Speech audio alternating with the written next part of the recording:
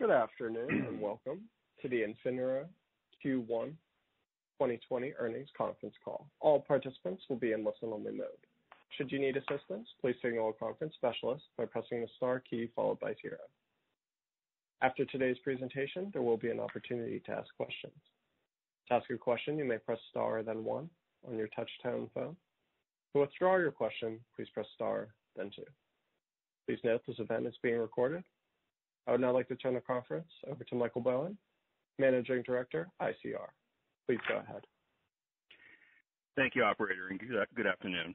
Welcome to Infinera's first quarter of fiscal 2020 conference call. A copy of today's earnings and investor slides are available on the investor relations section of the website. Additionally, this call is being recorded and will be available for replay from our website. Today's call will include projections and estimates that constitute forward-looking statements, including but not limited to statements about our business plans, including our product roadmap, sales, our growth, market opportunities, manufacturing operations, products, technology, and strategy, statements regarding the impact of COVID-19 on our business plans and results of operations, as well as statements regarding future financial performance of our second quarter of fiscal 2020 outlook. These statements are subject to risks and uncertainties that could cause Infinera's results to differ materially from management's current expectations. Actual results may differ materially as a result of various risk factors, as included in our most recently filed annual report on Form 10-K, as well as the earnings release and investor slides furnished with our 8-K file today. Please be reminded that all statements are made as of today, and Infinera undertakes no obligation to update or revise any forward-looking statements to reflect events or circumstances that may arise after the date of this call. Today's conference call includes certain non-GAAP financial measures. Pursuant to Regulation G, we have provided a reconciliation of these non-GAAP financial measures to the most directly comparable GAAP financial measures in our first quarter of fiscal 2020 earnings release and investor slides, each of which is available on the investor relations section of our website. I will now turn the call over to our Chief Executive Officer, Tom Fallon. Tom? Good afternoon, and thank you for joining us. While I would typically start by reviewing financial highlights from the quarter, I'm going to begin today's call by talking about the impact of COVID-19 and how we are responding to this unprecedented challenge. First, on behalf of everyone at Infinera, I would like to extend our sincere appreciation to those around the globe who are working tirelessly to protect all of us and care for those in need, despite the obvious health risks they take upon themselves. This selflessness represents the very best of humanity and brings hope during a time of fear and uncertainty. Thank you. From an Infinera perspective, at a high level, our employees remain safe, our customers are being serviced, and our ability to deliver remains in place. We are taking active measures to reduce costs and improve working capital efficiency during an uncertain time. And the first of our new i6 800G products is on pace for delivery later this year, with performance that we expect will set the benchmark for optical reach and costs. For context, I will give an update on our operations before reviewing the quarter. While our production facilities operated below capacity during the second half of the quarter due to COVID-19 related constraints, the vast majority of our development teams and support functions worked from home with modest impacts to productivity. For a significant portion of the quarter, we experienced supply chain disruptions as many countries imposed public health restrictions that impacted the production and delivery capabilities of our vendors around the world. This disruption had a negative impact on our ability to fulfill certain customer requests during the quarter. For Q1, while our final non-GAAP revenue achievement of $331 million was within our guidance range, the customer mix varied significantly from our original expectations, and our corporate non-GAAP gross margin was 28% for the quarter. This margin was approximately 500 basis points below our expectation and vastly the result of two separate events. The first was recognition of revenue of a major 19-country Tier 1 subsea consortium build that was accepted by the customer a quarter earlier than anticipated. The initial rollout of this project was comprised primarily of common equipment, which contributed a negative gross margin impact of 300 basis points. On the positive side, the commons deployment is now completed, and this project is expected to produce high-margin revenue as the consortium members begin to add capacity in the near term. Margin was also compressed because of a significant shipments of our 200G groove solution that is based on merchant optical engines. These shipments were driven particularly by a major North America ICP. While this had been anticipated for the quarter, our constrained shipments of higher margin product limited our ability to offset this compression as planned. Moving forward, as more of our customer base qualifies our 600 gig and eventually 800 gig solutions, we will be able to improve the margin of our offering with vertically integrated technology. On the bookings front, customer demand in the first half is relatively in line with our view from the beginning of the year and ahead of where we were last year at this time.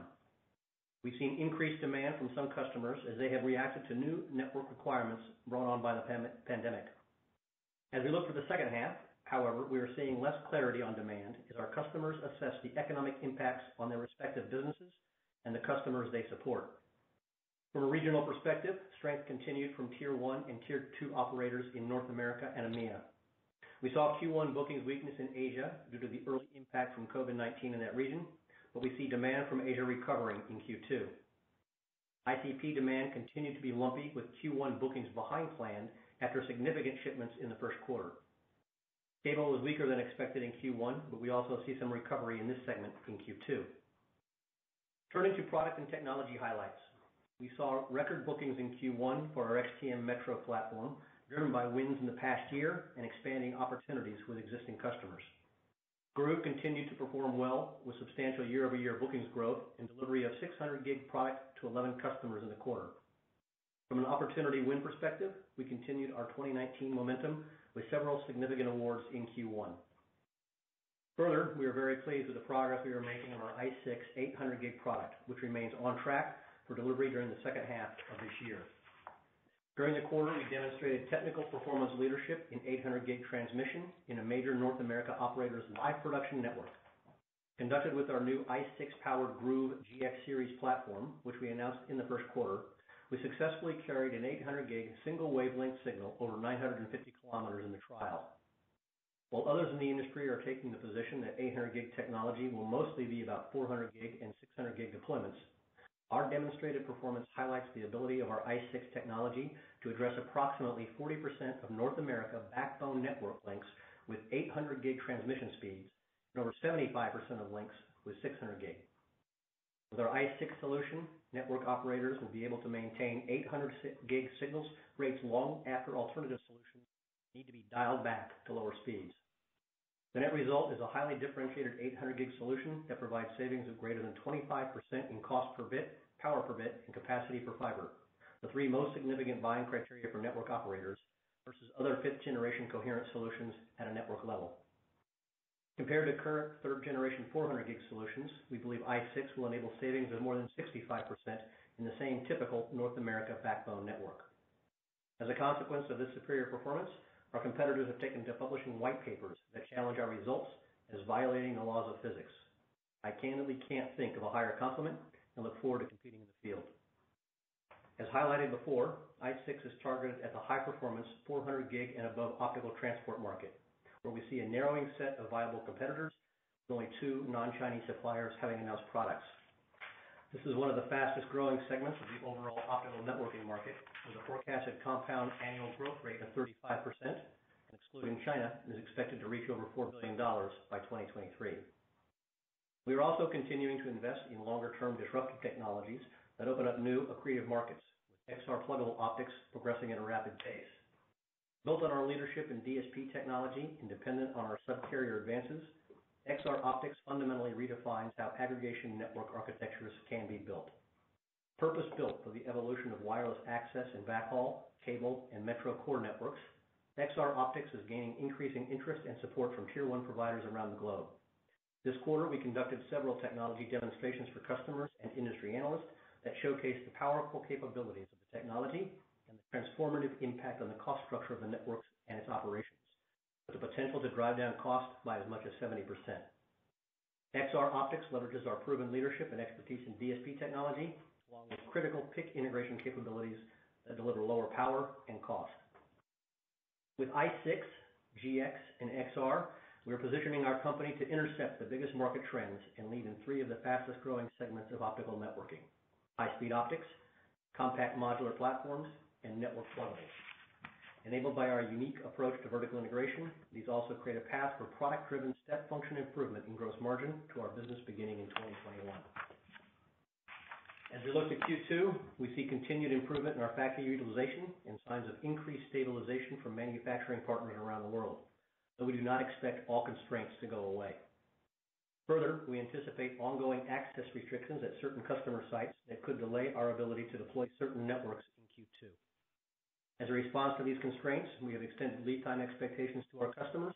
They are responding favorably with this change by accelerating orders. For the second half of the year, we expect that macroeconomic uncertainty felt by customers could more than offset the continued expansion of bandwidth demand that is projected to remain intact. To address this uncertainty, we are taking proactive measures to reduce operating expenses and improve gross margin. These measures include both the temporary reduction of salaries for senior management and board of directors and staffing reductions, largely in the area of contractor positions with limited impact to our regular global workforce. These actions are expected to yield a savings of approximately $5 to $7 million a quarter from our Q1 OPEX level and are being accompanied by an intense and ongoing drive to optimize our supply chain and improving our working capital efficiency, a process which has been a key focus area since the beginning of the year. The impact on our cash position of these decisions, considering the cash conversion cycle, is expected to be meaningful in the second half of the year. While our near-term view is clouded by the impacts of COVID-19, we remain extremely optimistic about the opportunity we see for Infinera in the medium and long term, driven by our focus on delivering differentiated solutions to the fastest-growing segments of the market. This differentiation is enabled by our long-held vertically integrated approach to DSP and photonic integrated circuit intellectual property development and manufacturing, which we view as mandatory capability to compete successfully in the markets we serve. In summary, we are pragmatic about the near-term macroeconomic challenges we face and are intensely focused on cost discipline and improving our cash conversion cycle. As an organization, we are motivated by the opportunity to serve our customers who are bringing people, communities, and business together at a critical time of physical separation and remote connectivity. We are also excited about the opportunity to prove that, while pushing the boundaries of physics, our optical networking innovations will bring significantly improved economics to the market while structurally improving our gross margin and operating profit. As bandwidth continues to grow and the economic environment improves, we'll be ready to deliver on that opportunity. With that, I'll turn the call over to Nancy. Good afternoon, everyone. Today I will begin by covering our Q1 results and then provide a framework from which to think about Q2 and the remainder of the year. As a reminder, my comments today will be directed to our non-GAAP results. For your reference, we have posted slides with financial details to our investor relations website to assist with my commentary. Despite the challenges associated with the COVID-19 pandemic, our results for the quarter included year-over-year growth in revenue, decreasing operating expenses, and modest operating margin improvement. Q1 non-GAAP revenue was $331 million, above the midpoint of our $315 to $335 million guidance range, and up 12% year-over-year. As Tom mentioned, revenue and margin were impacted by a large-scale subsea consortium deal completed in Q1, a quarter earlier than we had anticipated. This was coupled with the impact of COVID-19 on our ability to fulfill certain customer demand, which ultimately impacted the overall revenue mix. We had one 10% customer in the quarter and continued to see strength from a leading cloud provider whose business once again came in just under 10%. Our geographic mix continued to be skewed more toward North America, driven by strength from our Tier 1 customers, with 52% of revenue coming from that region. Non-GAAP gross margin was 28.3%, below our 31 to 34% guidance range due primarily to the following three drivers.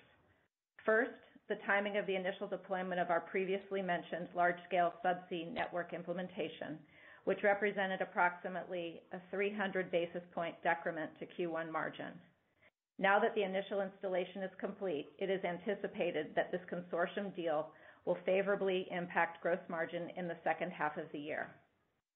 Second, the impact on product and margin mix from the expected ICP deployment that represented approximately a 200 basis point impact in Q1, which we were unable to entirely offset in the quarter as planned.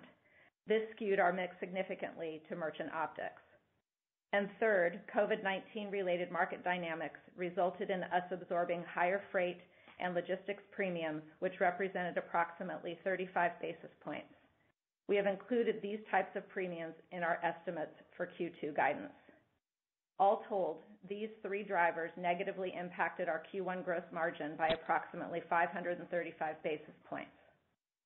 We also note that our Q1 non-GAAP gross margin excludes one-time impact of $2.9 million in other COVID-related one-time expenses.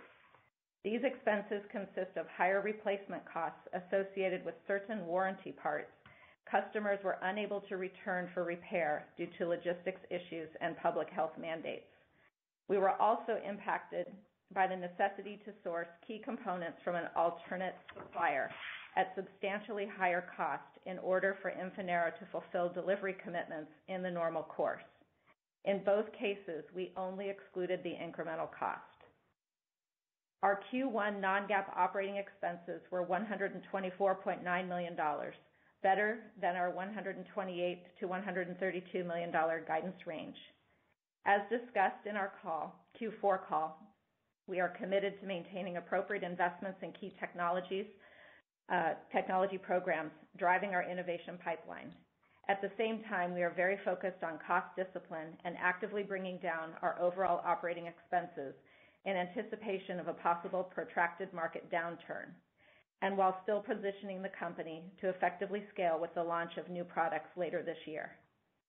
In Q1, we recognized a $31 million non-GAAP operating loss, or a loss of 9.4%, which was within our guidance range. Below the line, interest expense was $3.6 million, which reflected a few weeks of interest from our new 2027 convertible notes and also a credit interest from a supplier. In Q1, we recognized $12.9 million in a foreign exchange loss, heavily impacted by the approximate 20% devaluation of currencies in the Latin America region and countries where we have a presence. Our non-GAAP EPS was a loss of 27 cents, but if the impact of foreign currency had been excluded, non-GAAP EPS would have been a loss of 20 cents, which would have been at the low end of our guidance range. Historically, our guidance did not incorporate any projected foreign exchange gain or loss. Hence, beginning with this new fiscal year, we will provide guidance down to the operating margin to remove the risk of currency fluctuations that are beyond our operating control. We ended the quarter with $284 million in cash, up from $133 million exiting Q4. In March, we raised $195 million in the quarter through a convertible offering in the last days prior to the COVID-19 market decline. During the quarter, we drew an additional $55 million on the ABL for a total of $85 million drawn on the $150 million facility. As I mentioned in our previous call, we remain focused on cash generation and driving working capital efficiency. And early results include a reduction in DSOs from 83 days in the December quarter to 75 days in Q1. A portion of the cash generated from receivables was utilized to reduce our payables. In parallel, we began the implementation of the supply chain optimization efforts I highlighted in our last call, focused on planning, logistics, and inventory efficiencies. And in the quarter, we reduced inventory by $20 million. This work requires time and dedicated focus to generate optimal benefits, and we are in the early stages of realizing these benefits as we enter Q2. As a reminder, we have approximately $80 million in one-time cash outflows this year, resulting primarily from actions taken in 2019. During Q1, these one-time items totaled $30 million. Excluding these one-time items, our cash utilization from operations was $62 million. Importantly, as we drive improvements in our working capital efficiency, we are also driving to margin improvement and consistent cash generation. Overall, despite the impact of COVID-19 on our customer and revenue mix, we maintained revenue results within our guidance range. While this mix resulted in our gross margin being below our expectations, we are encouraged by the initial results of our operating expense efficiency efforts and the early signs of working capital improvement, each of which will continue to drive throughout this fiscal year. We do not currently foresee a similar magnitude of customer mix and its resulting gross margin impact occurring during the remaining quarters of 2020. I'd now like to share how we're thinking about Q2 and planning for the remainder of the year. Certain customers appear to be focused on keeping their supply chain optimized and accordingly are placing orders in line with our revised expected lead times. We currently anticipate Q2 non-GAAP revenue to be up year over year in the range of $310 to $330 million and expect non-GAAP gross margin to be in the range of 31 to 35%. In both cases, we project minimal COVID-related supply chain impact and more normalized customer mix. Tom described the cost-cutting efforts we are undertaking to position ourselves to endure a protracted macroeconomic downturn. Our current expectation is for Q2 operating expenses to be between $120 and $124 million. At these levels, we will continue to focus our investment in key programs that drive vertical integration and gross margin expansion. Finally, we expect a non-GAAP operating margin of a loss of 4% plus or minus 3%. Below the operating line, interest expense will be approximately $6 million in Q2. We will no longer be guiding on EPS. Cash management, although always important, becomes even more so in these times.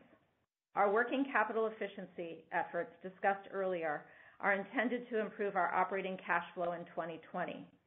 In Q2, we expect that we will continue to utilize cash from operations, although less than in Q1, taking into consideration both the timeline to improve supply chain efficiencies progressively during the year and one-time cash outflows, which will again be approximately $30 million in Q2. The substantial majority of our projected $80 million in one-time cash outflows will be completed in the first half of the year. In Q2, we reduced our inventory by $20 million, and our plan is to further reduce inventory by $60 million over the balance of the year. Through the implementation of this plan, we should continue to see improvement in our working capital utilization in the second half of 2020. In closing, last quarter we shared our long-term business model with an outline for margin expansion driven by vertical integration and a plan to be cash flow from operations positive, excluding one-time cash outflows.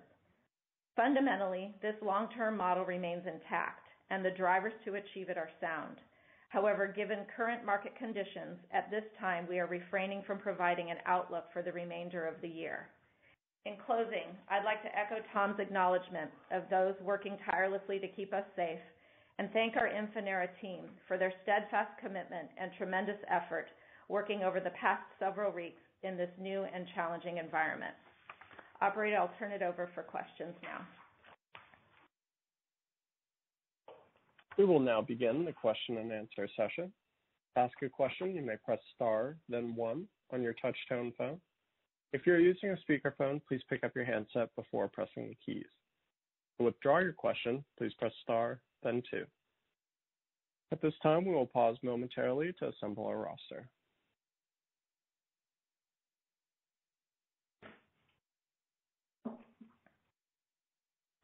Our first question will come from Alex Henderson with Needham & Co. Please go ahead.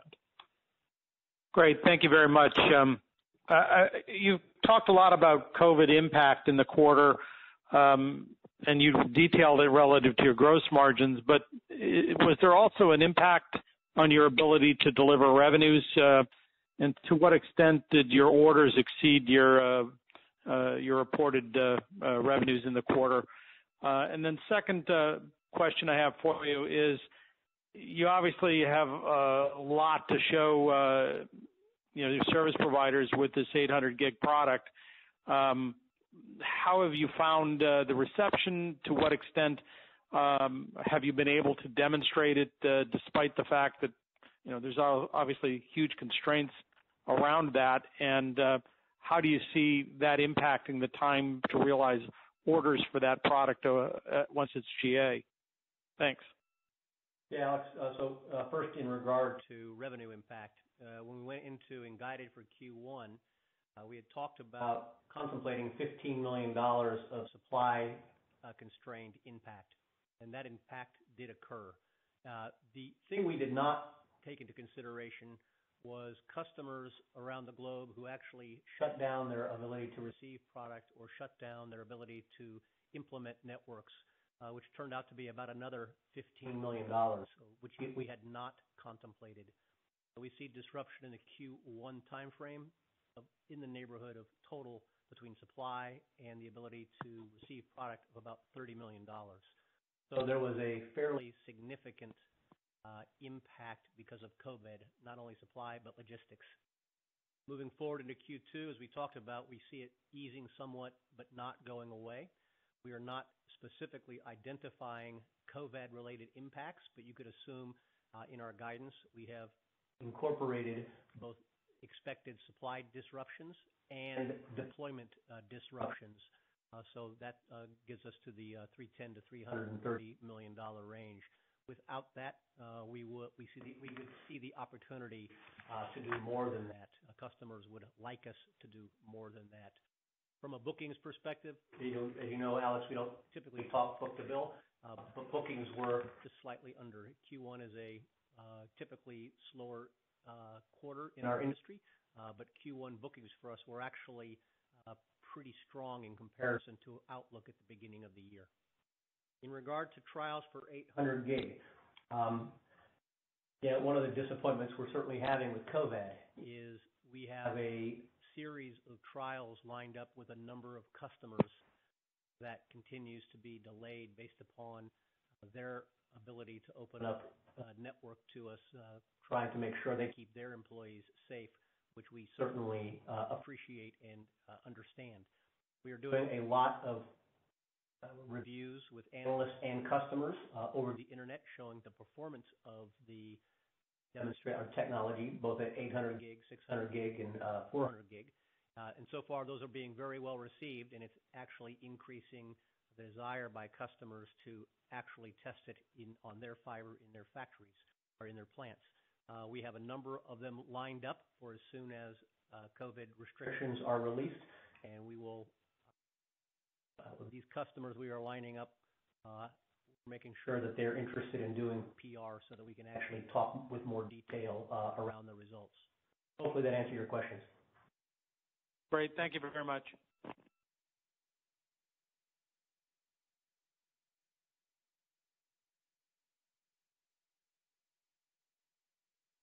Our next question will come from Meta Marshall with Morgan Stanley. Please go ahead. Great, thanks.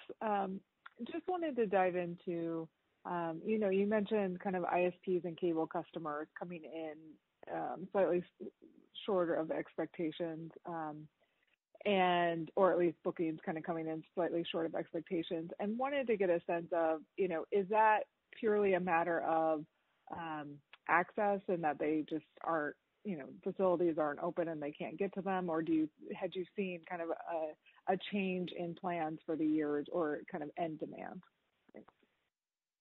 Yeah, for ICP and cable.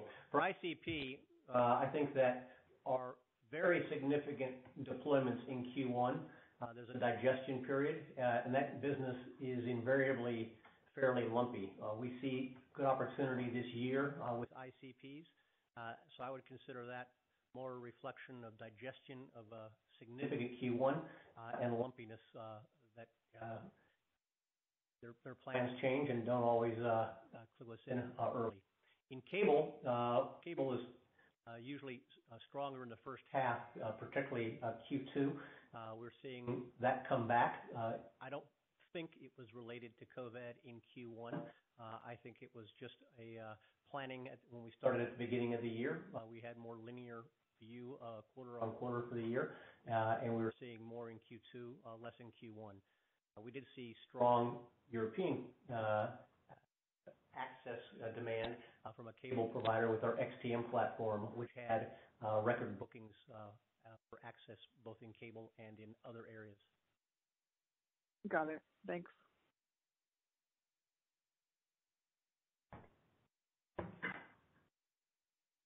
Our next question will come from Rod Hall with Goldman Sachs. Please go ahead. Yeah, hi, thanks for the question. Well, first of all, I wanted to say our thoughts are with you guys. We know it's tough to operate a business in this environment. So let me start, Tom. You've been through this before. You've been around the industry a long time. I wonder if you could characterize what you're hearing back both from the hyperscale providers and the carriers, MSOs that you talk to in terms of how they see spending through this recession. Do you think it's likely to be as disrupted as it was in '09, or were all the credit market functioning problems back then kind of an esoteric thing, and here it'll be maybe less cyclical? So that's kind of a big picture question given all your experience in the industry. And then the second question I have is on Subsea. I wonder if you guys could in any way quantify how much revenue pull forward that was. And I was kind of I know that normally chassis deployments are low margin, but Subsea tends to be higher. So I wonder, could you dig into those margin impacts a little bit and just kind of help us understand why that drug margin so much in the quarter? Thanks. Sure. Yeah, first, I'll answer the first question, and Nancy will answer the second one. But in regard to demand, we're creating our impression around two things. And clearly we see a second half that has risk around macroeconomics because we are taking fairly significant actions at the company, both at a personal but also within the company's perspective. So we're taking it very seriously.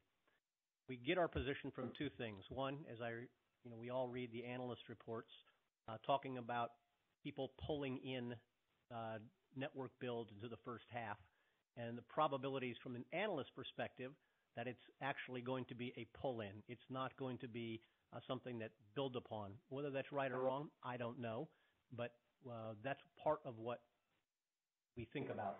The second thing comes from talking to a number of customers, and the number of customers I talk to, it ranges. Some are going to be business as usual.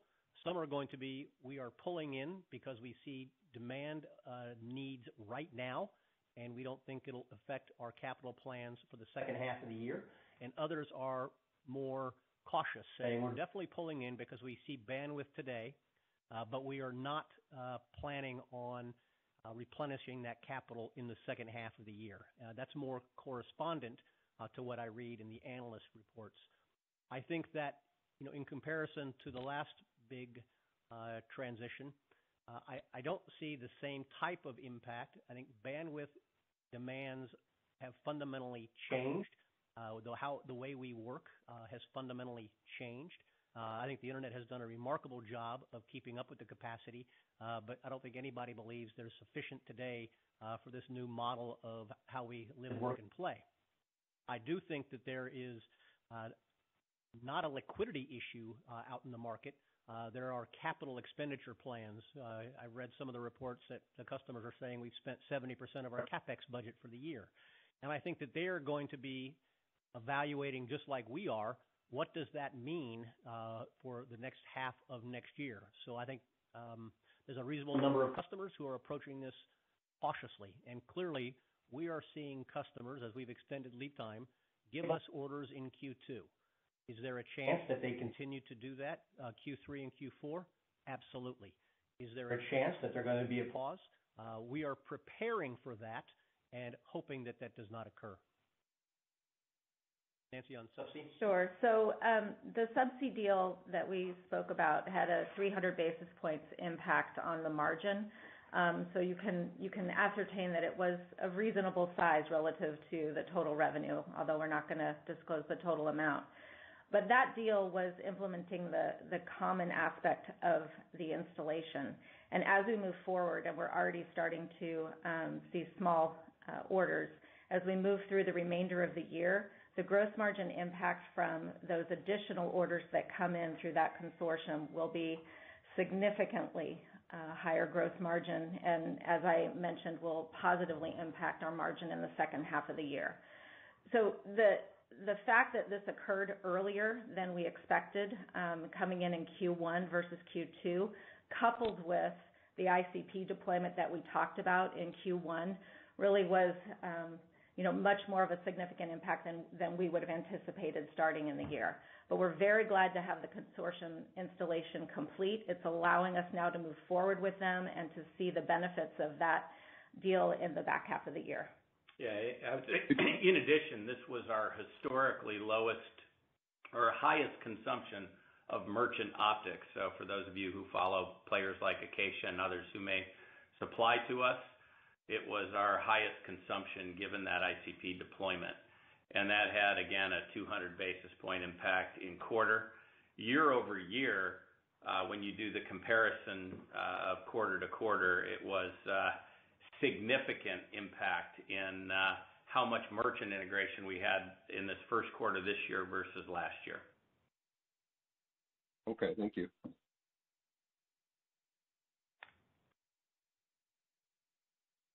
Our next question will come from George Notter with Jefferies. Please go ahead. Hi there. Thanks a lot, guys. I guess I wanted to go back to the gross margin question. I think there were some positives also that I guess we had talked about in the past, from a gross margin perspective. Certainly you guys were getting past the manufacturing transition. I think there was a view that was going to help margins. There's a new ERP I think you guys had just instituted. And also, I guess I would have imagined there would have been some instant bandwidth sales in the quarter given the growth in work from home traffic. But were there some positive aspects to the quarter from a margin perspective also that are part of the narrative here? Yeah, I think, great question. Thank you. I think we are absolutely seeing the benefits of the transition to the outsourced manufacturing model. We are also seeing operational efficiencies with the new ERP system and are in the early stages of the supply chain transition that we're going through, where we're optimizing our efforts around logistics and planning and inventory management. So we are starting to see the early benefits of those. We wanted to detail out the bridge really explicitly between where we landed on margin and where we would have been had these three items not occurred, really the two largest that we've been spending time on. But the other aspect that we're very focused on in the supply chain world, and we mentioned it in the prepared comments, is the optimization on the inventory management side. And we are in Q1 brought inventory down $20 million with the expectation of bringing that down in our plan another $60 million during the year. All of these efforts that we are undertaking in the early part of the year and will move on through the year will benefit us in the back half. So absolutely there are positive things happening. We had very heavy overshadowing this quarter with the impact of COVID, the earlier consortium deal 1 quarter than expected, and then the implementation of the ICP. So a lot happening in Q1, a balance between positive and some that impacted our margin a little bit more negatively. Hey, George, on high bandwidth, you asked the question, did we see a surge? Interestingly enough, we did not. We had kind of anticipated one because when we guided, it was just the beginning of COVID. So I had anticipated, like you did, that there would be a surge of high bandwidth. There really was not. And I think a lot of the congestion today you're seeing in the internet is in access. I think as that continues to be built out, that bleeds over to regional and core. But today, we have not seen a surprising uptick in instant bandwidth. The other thing we laid out last time, which is beginning to take hold, is 600 gig. Transitioning from 200 gig to 600 gig. We see about 1,000 basis point improvement as that migration happens. It's certainly taking longer than most in the industry would have anticipated. That's one of the reasons I specifically said we shipped to 11 customers in Q1. The real opportunity comes when any significant ICPs start buying it as a replacement for 200 gig. We talked about that being a second half event. We still feel we are on track for that occurring, but it is taking longer than we had anticipated. And then the real opportunity, obviously, is when we go to 800 gig. Okay. Very good. Thank you very much. Yep. Our next question will come from Jim Suva with Citi. Please go ahead. Thank you very much. And I am very impressed with how detailed you've given out the gross margin challenges and associated with the subsea. So that's very good. So I just have one question, and it's pretty simple.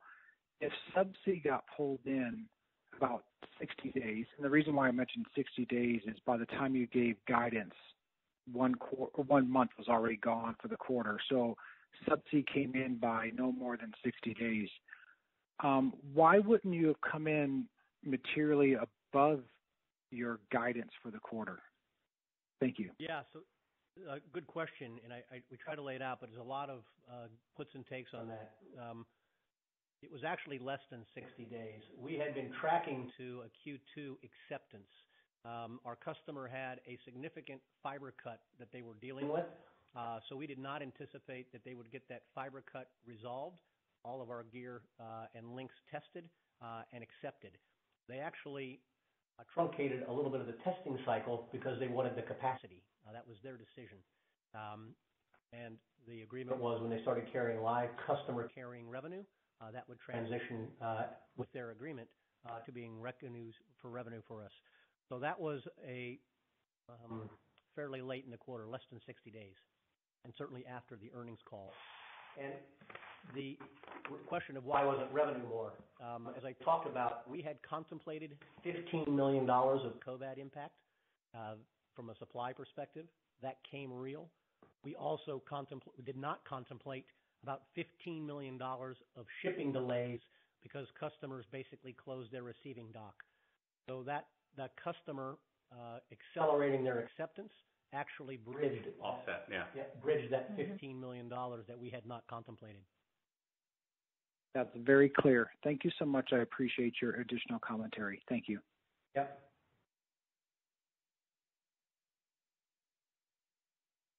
Our next question will come from Michael Genovese with MKM Partners. Please go ahead. Thanks for the questions.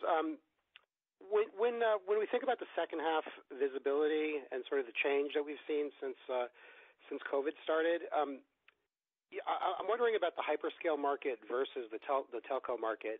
You know, has the visibility changed more in one than the other? You said 600G is taking longer in the hyperscale market. Is that worse or better than what you're seeing in the telco market generally? You know, the ICPs have always been lumpy. And as Tom said, in Q1, we had a very large deployment demand, which impacted revenues and margins as a result of that vertical integration, as we talked about. As they start to onboard 600 gig, that again gets accretive by kind of in that 1,000 basis points range. Obviously, that takes more time in this environment. So we think demand will continue to be lumpy from their perspective. We do see growth in data center to data center. We do see surge capacity even in Q2 demand coming in on that front. I think from the service provider's perspective, it's a mixed bag depending on their service mix of consumer to small business. I think for those that are serving the consumer, I think people understand that demand is relatively sound, kind of Maslow's hierarchy of needs. The last thing people give up, even when they're unemployed, is their cell phone, the internet, and Netflix. From a business standpoint, I think there's just a little trepidation thinking about the back half of the year to say small businesses and other impacts on carrier-to-carrier traffic, what will happen, given they've fueled up the bandwidth in the first half of the year. So that's why I think we're just maintaining caution. I'll also say that from my perspective, the tier ones and tier twos have been quicker to respond to short-term changes in lead time and capacity demands than the internet content providers. We have, I would say, a more open relationship with mostly the tier ones and the tier twos, where we do more network planning with them. We have less engagement, I would say, as a typical practice with the ICPs. They just do not share and perhaps don't have as clear plans as we're seeing with the tier ones and twos. So I don't think that's different. It's just normal. Yeah. We've also seen, obviously, with the tier ones, there's a bit of a push in capacity on the access network. So that's fundamental to the portfolio that we serve. We've seen a bit more push there in terms of creating capacity at the edge. That's helpful. I'm very interested though in the 600G and when we're going to start to see the 1,000 basis points because it sounds like the certainty that it would be in second half 20 is clearly not what it was. And so again, focusing on that change that's happened recently, do you think it's 100% due to COVID and the other questions that COVID has raised, or was the visibility getting slipping away because they weren't telling you what was going on or when orders might come in, or and also do you think there's any other potential competitive issues, or do you think they might skip 600 altogether and just go to 800? Sorry to ask so many questions at once, but No. Last questions. Thanks. I think for the ones that we lay out that we saw opportunity for 600 gig for, those opportunities are still progressing, and COVID's not speeding anything up. That's for sure. But I do believe that there's opportunity for us to have meaningful shipments in the second half to ICPs on 600 gig. As I said last time, not all ICPs are going to 600 gig, so it is not a universal decision either to go for or not go for. But I do believe that the cost reduction that they get by incremental capacity and lower dollar per bit is substantive enough that there is a real intent to move to some portion being 600 gig. I also see 200 gig technology remaining in their network and continuing to buy for a long period of time. Just like in the carrier world, 100 gig is still a very, very significant trend. But I do think that 600 gig has a reasonable chance of being meaningful for us in the second half of the year, and I do believe that the vast majority will move to 800 gig, but not necessarily 800 gig exclusively. 800 gig, whether it's from us or other people, I think is making great progress in the industry. I think that the demonstrable savings are going to be substantive enough that they are going to be impossible to ignore. Having said that, 600 gig was introduced over a year ago, and the adoption cycle takes a while. I think 800 gig is still nominally not to market, so I think that there's a period of time that the people will be utilizing the best economics that's available today. Makes sense. Great. Well, it sounds like they need some more edge bandwidth in Atherton or wherever you are, Tom. So you should sell I can tell you I need some more edge bandwidth. There's no question. Thanks a lot. Thanks. Again, if you'd like to ask a question, it is star then one to ask a question. Our next question will come from Simon Leopold with Raymond James. Please go ahead. Great. Thank you for taking the questions. A couple things I want to check on. One, in terms of the 600 gig progress, I presume a lot of the trials have been deployed pre-COVID and have been going through sort of a classic soak phase. So when you talk about the second half of the year, 600 gig revenue rec, is it safe to assume that some portion of it has been deployed in the field and it's just a matter of meeting a soak period to get revenue recognition, and therefore that's part of the higher confidence? Yeah.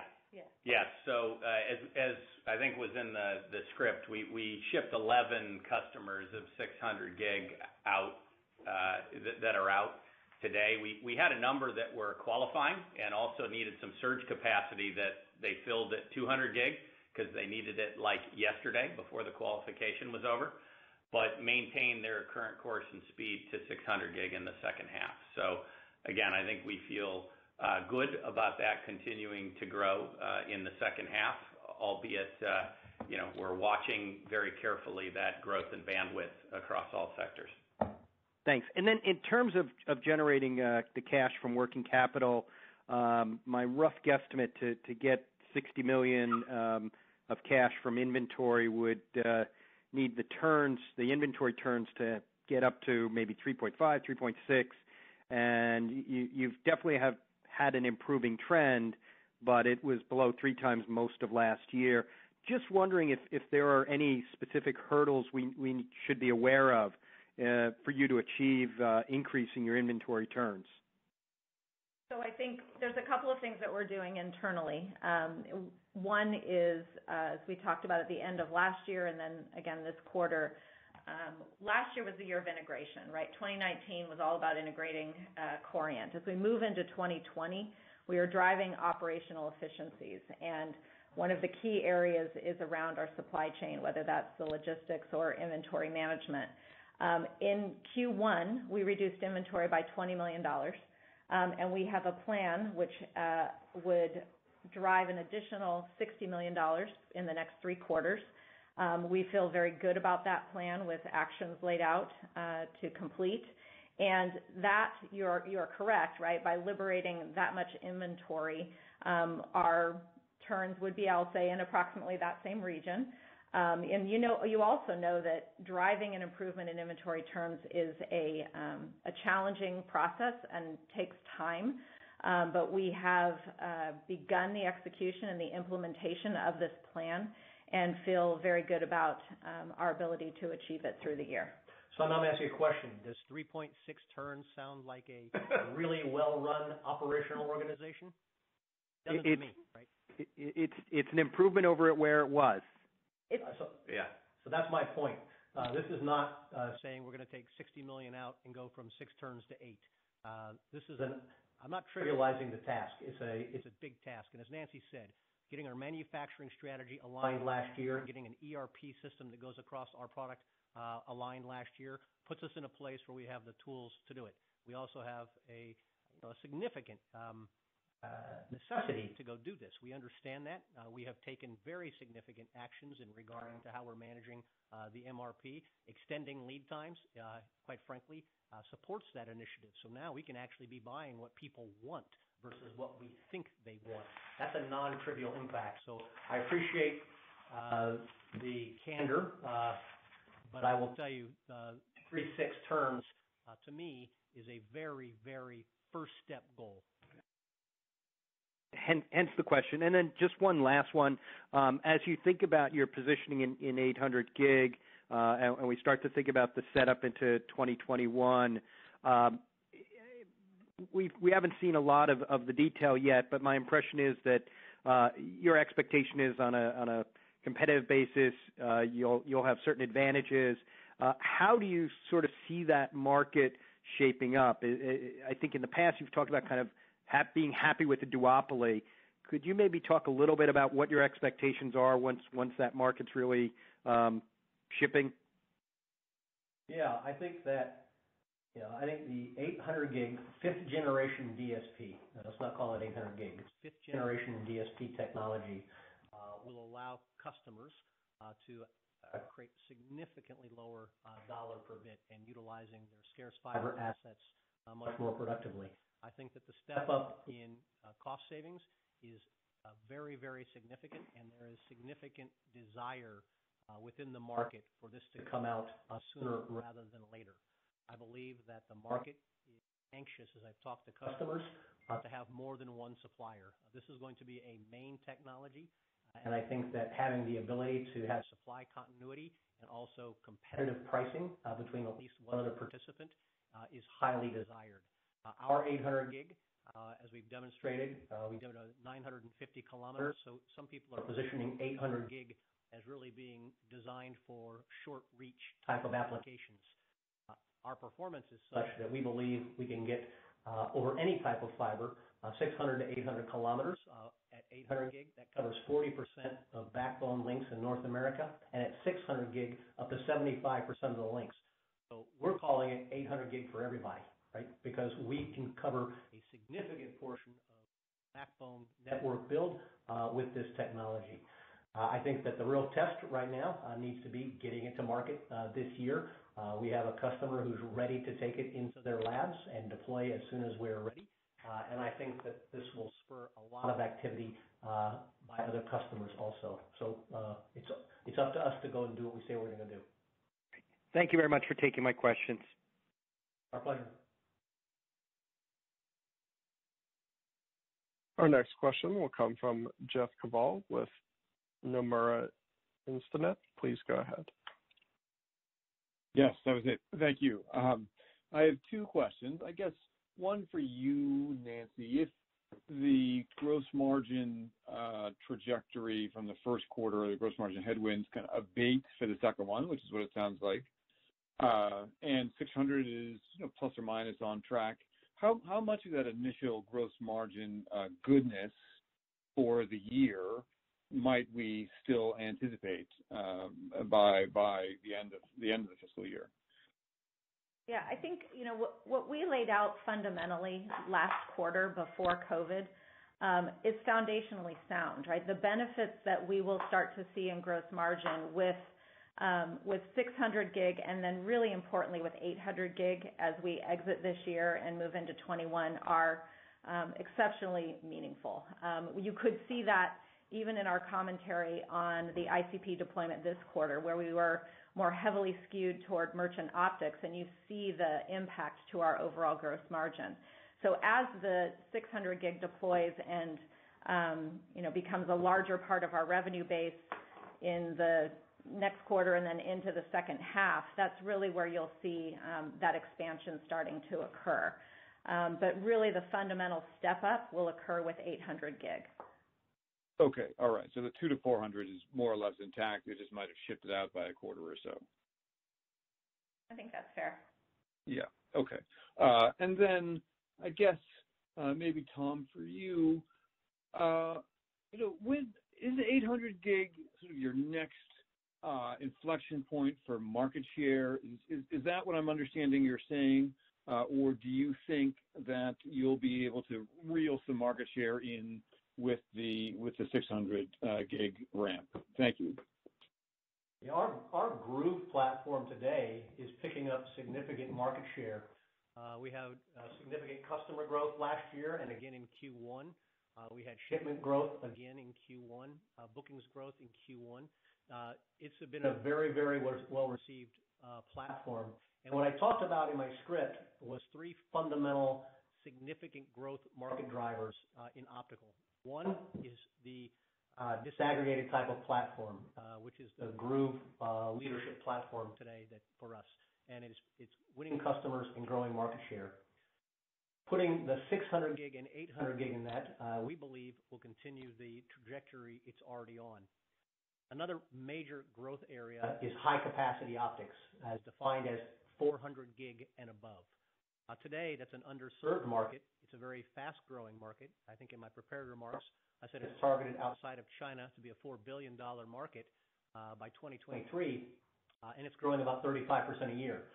The beautiful thing about the GX platform is it takes the high-end optics and pairs it with the platforms that are both growing the most. We think it's a significant opportunity for leadership position in that space.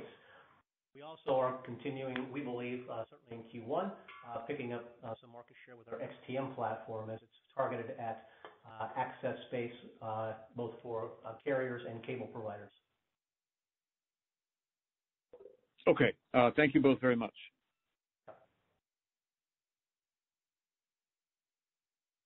This will conclude our question and answer session. I would like to turn it back to Tom Fallon, CEO, for any closing remarks.